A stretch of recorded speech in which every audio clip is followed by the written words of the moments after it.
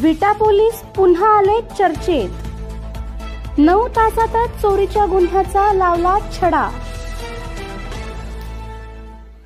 बलवडी येथे झालेली 9.25 लाखांची गरफोडी चोरी विटा पोलिसांनी 9 तासात उघडकीस आणली। या प्रकरणी शहाजी नंदकुमार मंडले वय वर्ष 31 राहणार अग्रणीमळा खानापूर आणि नितीन मल्हारी ठोंबरे वय वर्ष 30 राहणार चोपडेवाडी खानापूर या दोघांना अटक करण्यात आली आहे। याबाबत शांताबाई दिनकर जाधव यांनी फिर्याद दिली आहे।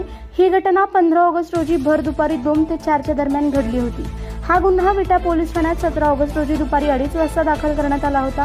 पुढच्या 9 तासात विटा पोलिसांनी 2 आरोपींसह 100% मुद्देमाल हस्तगत केला आहे। मोफत महाआरोग्य तपासणी शिबिर संपन्न।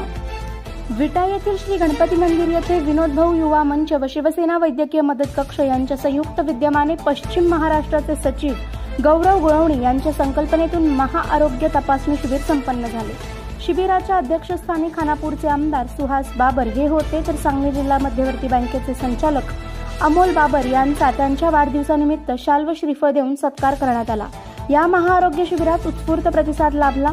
या कार्यक्रमात सांगोल्याचे माजी आमदार शहाजी बापू पाटील उपस्थित होते। यावेळी सर्व मान्यवरांनी आपापली मनोगते व्यक्त केली।